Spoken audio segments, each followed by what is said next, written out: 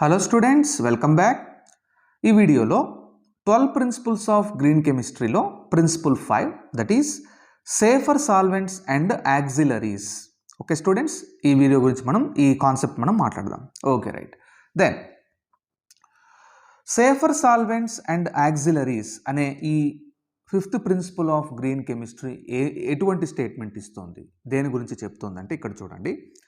The use of auxiliary substances, for example solvents, separating agents, should be made unnecessary wherever possible and non-harmful when used.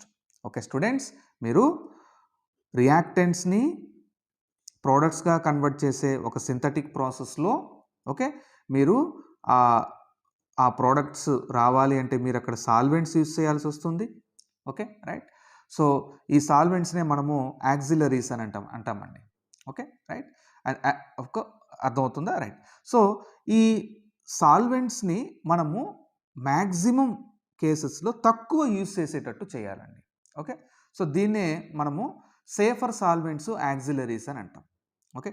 So ఈ solvents use అనేది మీరు minimise చేయండి, తగ్గించండి బాగా, ఎందుకంటే solvents జనరల్గానే toxic. Okay.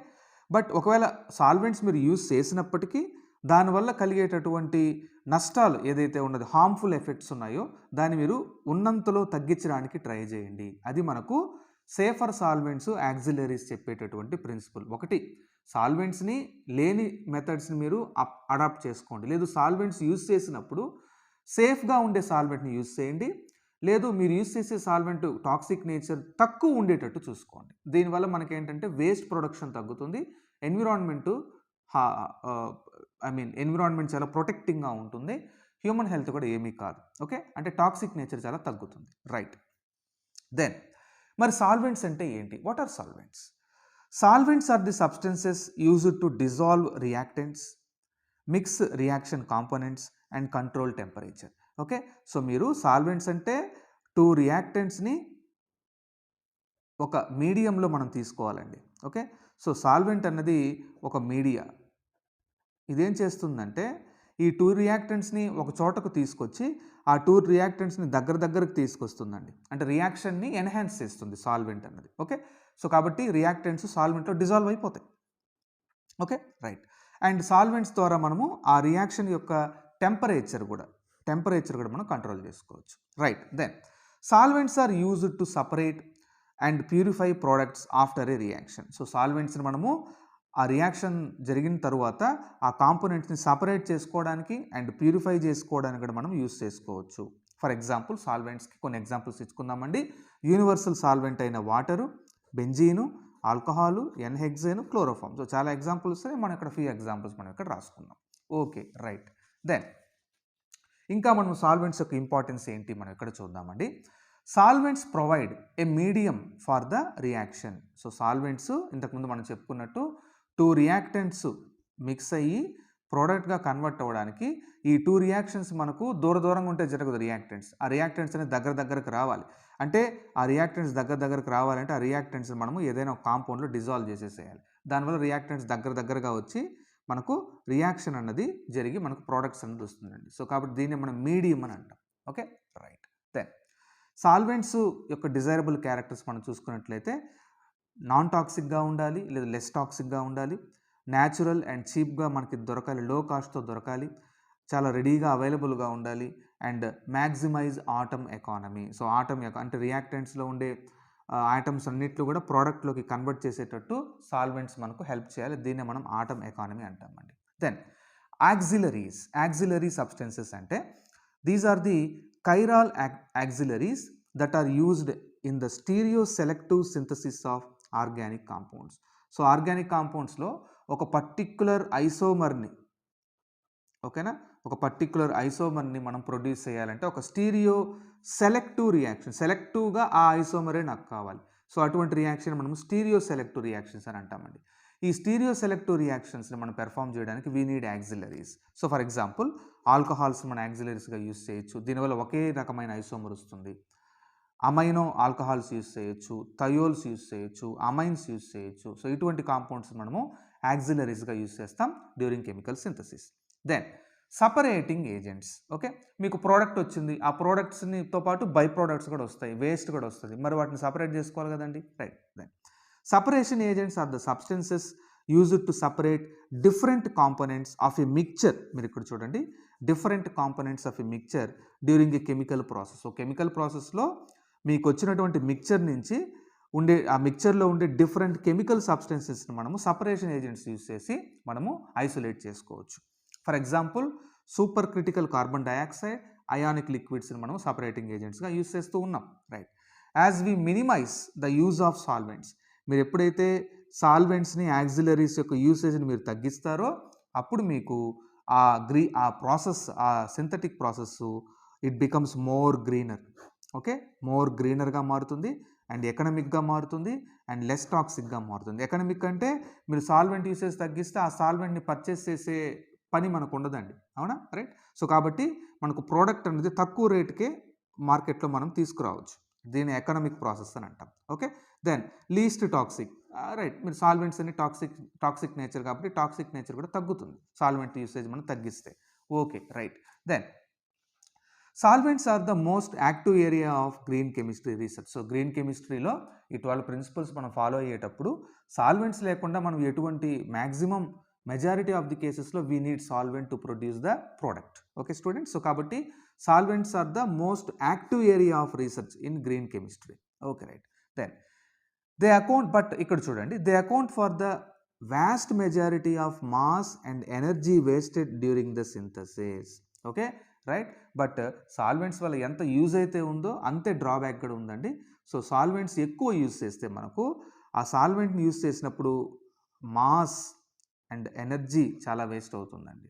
Okay, right. Then many conventional solvents are toxic, flammable and corrosive. చూడండి students, very very important point. So మనం use చేసే కన్వెన్షనల్ సాల్వెంట్స్ అన్నీ కూడాను టాక్సిక్గా ఉన్నాయి, మ్యాక్సిమం ఫ్లేమబుల్గా ఉన్నాయి, బర్న్ అవుతాయి, బ్లాస్ట్ అవుతాయి మిస్ హ్యాండిల్ చేస్తే, అండ్ కర్రోజివ్గా కూడా ఉన్నాయండి. Okay, right. Their solubility and volatility have contributed to environmental pollution, have increased the risk of workers exposure and have led to serious accidents. Okay, so మనకు ఈ సాల్వెంట్స్కి ఉండేటటువంటి solubility, volatility, మనకి ఈజీగా vaporise అయిపోవడం. ఓకే, ఈ వాలటైలిటీ నేచర్, ఆ vapours కనుక మనము వర్కర్స్ కనుక ఆ వేపర్స్ని అబ్జర్వ్ చేసుకుంటే, ఇన్హేల్ చేసుకుంటే వాళ్ళకి హెల్త్ ప్రాబ్లమ్స్ వస్తాయండి, serious health problems. Okay, so కాబట్టి ఈ వేపర్స్, సాల్వెంట్ యొక్క వేపర్స్ అట్మాస్ఫియర్లోకి రిలీజ్ అయితే పొల్యూషన్, ఎన్విరాన్మెంటల్ పొల్యూషన్. ఓకే, దీనివల్ల కొన్ని కేసెస్లో సాల్వెంట్స్ యొక్క blasting nature, okay, flammable nature వల్ల సీరియస్ యాక్సిడెంట్స్ కూడా, ఫైర్ యాక్సిడెంట్స్ కూడా జరిగే ఛాన్స్ ఉంది. ఓకే, సో ఫైర్ యాక్సిడెంట్స్ కూడా మనకు సాల్వెంట్స్ వల్ల జరిగేటటువంటి ఛాన్స్ ఉంది. Okay, right. సో ఇటువంటి డ్రాబ్యాక్స్ ఉన్నాయి.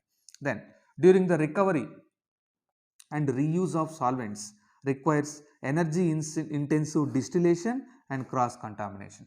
మీరు సాల్వెంట్ని వన్స్ యూజ్ చేసిన తర్వాత దాన్ని మళ్ళీ మీరు ప్యూరిఫై చేయాలంటే డిస్టిల్ చేయాలి. దీనివల్ల ఈ డిస్టిలేషన్ ప్రాసెస్కి మళ్ళీ మనకు ఎనర్జీ ఖర్చు అవుతుందండి.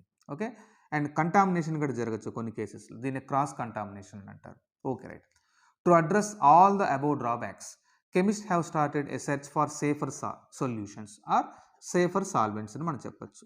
ఓకే, సో ఇటువంటి సాల్వెంట్స్ వల్ల ఉండే ఈ డ్రాబ్యాక్స్ అంతా కూడా, మనం చెప్పుకున్న డ్రాబ్యాక్స్ అంతా కూడా మనము క్లియర్ చేయడానికి సైంటిస్టులు సేఫ్గా ఉండే సాల్వెంట్స్ గురించి సెర్చ్ చేయడం స్టార్ట్ చేశారు. ఓకే, మరి అటువంటి సేఫ్ ఆర్ గ్రీన్ సాల్వెంట్స్ ఏంటి అని అంటే మనకు బెస్ట్గా వాటర్ ఐడెంటిఫై అయింది.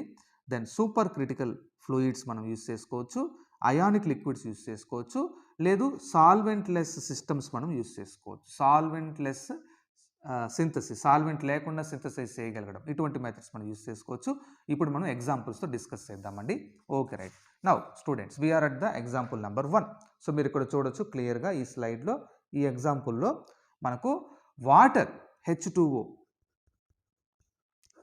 వాటర్ ఒక యూనివర్సల్ సాల్వెంట్, మన అట్మాస్ఫియర్, మన అర్త్ పైన ఎక్కువగా దొరికేటటువంటి మాలిక్యూల్ ఇది water. Okay, safest molecule. Okay, water is referred as universal solvent. It is safe and does not cause any hazard. అంతే కదండి, వాటర్ చాలా చాలా సేఫ్, ఇది హజార్డే కాదు అసలు. ఓకే, హ్యూమన్ లైఫ్కి, ఆక్వాటిక్ లైఫ్కి, ఏ లైఫ్ కన్నా కూడా వాటర్ హజార్డస్సే కాదు. Right. The properties of water leads to improved reaction rates through hydrophobic effect, and easier separation since a lot of organic substances do not dissolve in water. Okay, so వాటర్లో Organics most of the organic substances dissolve కాదు కాబట్టి దీన్నే మనము hydrophobic effect అని అంటామండి. అవి dissolve కాదు కాబట్టి ఆర్గానిక్ కాంపౌండ్స్, బట్ ఆ టూ రియాక్టెంట్స్ ఆర్గానిక్ అయితే, okay, so two reactants organic అయితే అవి చాలా దగ్గరకు వచ్చేస్తాయి. ఎందుకంటే ఆ రెండింటిని మనం వాటర్లో డిజాల్వ్ చేస్తున్నాం కాబట్టి, వాటర్లో కరగవు కాబట్టి ఈ రెండు దగ్గరకు వస్తాయి. దీన్నే మనము హైడ్రోఫోబిక్ ఎఫెక్ట్ అని అంటామండి. ఓకేనా, హైడ్రోఫోబిక్ అంటే water repelling. Okay, right. So దీనివల్ల మనకు రియాక్షన్ రేట్ కూడా ఇంక్రీజ్ అవుతుంది. For example, improved Diels Alder reaction using water as a solvent. So వాటర్ని సాల్వెంట్గా యూజ్ చేసి ఫేజ్ ట్రాన్స్ఫర్ కెటలిస్ట్ యూజ్ చేసి మనము డైయినోఫైల్ని మనము అడిషన్ రియాక్షన్ వల్ల మనకు సైక్లిక్ అడక్ట్, దీన్ని డీసాల్డర్ రియాక్షన్ అని అంటారు. ఇది 100% ఆటమ్ ఎకానమీ రియాక్షన్ అండి. Okay, right. So Diels Alder reaction మనం ఇంప్రూవ్ చేసినట్లయితే వాటర్ని మనము సాల్వెంట్గా యూజ్ చేసుకోవచ్చు. Then one drawback of water is as a solvent is its contamination and that can be energy intensive to clean. So వాటర్ని మనం సాల్వెంట్గా use చేస్తాం, బాగుంది. కాకపోతే ఈ వాటర్ కూడా మనకు ఏమవుతుందంటే, మీరు డ్యూరింగ్ ద కెమికల్ సింథసిస్ దీంట్లో కూడా పొల్యూటెంట్స్ ఎంటర్ అవుతాయండి. దీంట్లో కూడా హజార్డస్ సబ్స్టెన్సెస్ తీసుకుంటుంది వాటర్ కూడా. సో వాటర్ పొల్యూట్ అవుతుంది. ఆ వాటర్ని మళ్ళీ మనం ప్యూరిఫై చేయాలి అంటే, క్లీన్ చేయాలి అంటే మళ్ళీ మనకు డిస్టిలేషన్ చేయాలి. ఈ డిస్టిలేషన్ చేయడానికి లేదా ప్యూరిఫై చేయడానికి ఏ ప్రాసెస్ అయినా, chemical process, physical process, what ever the process that is available for purifying water, అది ఎనర్జీ ఇంటెన్సివ్ అండి. ఎనర్జీ చాలా ఖర్చు అవుతుంది అక్కడ. ఇది ఒక డ్రాబ్యాక్ వాటర్కి. But water is the best solvent, best greenest solvent that is available. Okay, right. Then the second green solvent is supercritical fluid. Okay, students. So supercritical fluids manaku safest alternatives ga unnai organic solvents. They are the safest alternatives to the toxic organic solvents. Okay, right. Then supercritical fluids have the properties of both liquids and gases. So supercritical fluids ki gas properties untai as well as liquid properties kuda untayandi, right. Then for example, water becomes a supercritical fluid at 374 degrees centigrade. So ఒక particular temperatures ఉంటాయండి. దీన్ని critical temperatures, critical pressures అంటారు. ఏదైనా ఒక కెమికల్ని మీరు critical temperature, critical pressure లెవెల్కి మీరు తీసుకొచ్చినట్లయితే అవి సూపర్ క్రిటికల్ ఫ్లూయిడ్స్గా మారిపోతాయి. వాటరు 374 డిగ్రీ సెంటిగ్రేడ్ దగ్గర ఒక సూపర్ క్రిటికల్ ఫ్లూయిడ్గా మారిపోతుంది. అంటే దీని యొక్క క్రిటికల్ టెంపరేచర్ టీసీ మనకి ఎంత అవుతుందండి? 374 degree centigrade. Carbon dioxide super critical ఫ్లూయిడ్గా 31 డిగ్రీ సెంటిగ్రేడ్ దగ్గర కన్వర్ట్ అయిపోతుంది. ప్రోపేన్ సూపర్ క్రిటికల్ ఫ్లూయిడ్గా 370 కెల్విన్ టెంపరేచర్ దగ్గరది మనకు సూపర్ క్రిటికల్ ఫ్లూయిడ్గా కన్వర్ట్ అవుతుంది.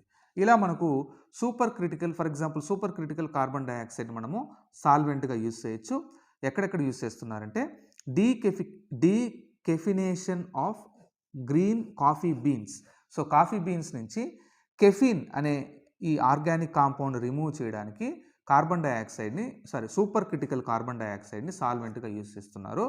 And as a super critical carbon dioxide is used as a dry cleaning agent replacing perchloroethylene. జనరల్గా perchloroethylene toxic అండి. ఇది పర్క్లోరోఇథిలిన్ని మనము డ్రై క్లీనింగ్ ఏజెంట్గా యూజ్ చేస్తాం, కానీ అది టాక్సిక్ కాబట్టి సేఫ్ అయినటువంటి సూపర్ క్రిటికల్ కార్బన్ డైఆక్సైడ్ మనము డ్రై క్లీనింగ్ ఏజెంట్గా యూజ్ చేయొచ్చు. Okay students, right. So that is the solvent number 2. Now we are moving to the solvent number 3. Those are the ionic liquids. So another green solvent is ionic liquids.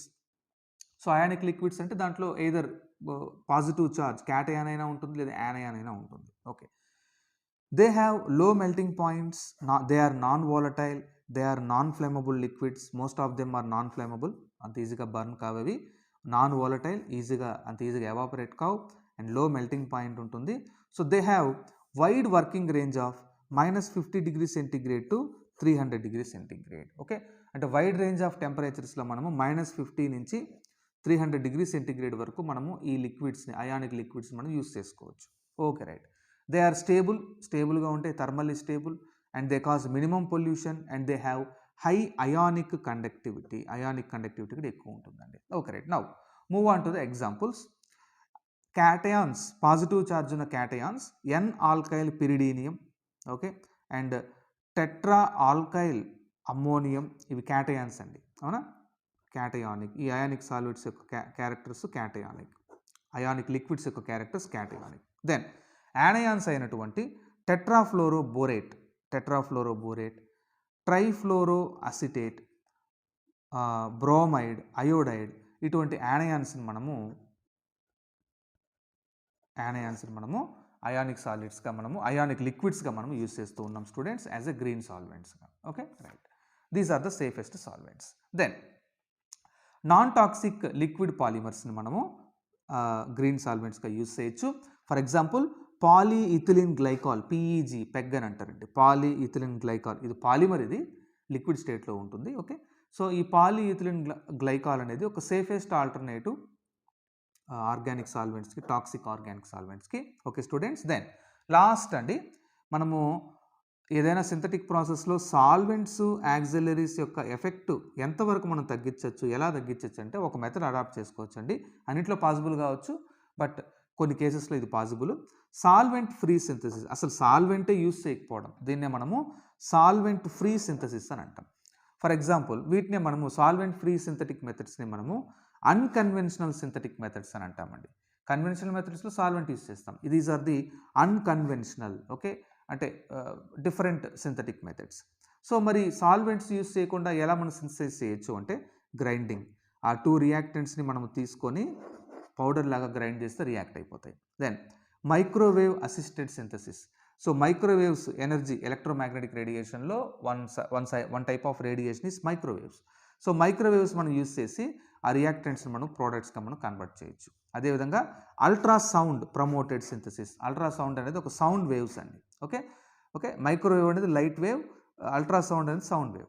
So ultrasound కూడా మనం use చేసి రియాక్టెంట్స్ని ప్రోడక్ట్స్గా మనం convert చేయొచ్చు without using any solvent. So దీన్ని మనము solvent free synthesis అని అంటామండి. Okay, so students ఈ విధంగా మనము principal number 5 that is safer solvents and auxiliaries ఈ వీడియోలో మనం క్లియర్గా మనం డిస్కస్ చేసాం స్టూడెంట్స్.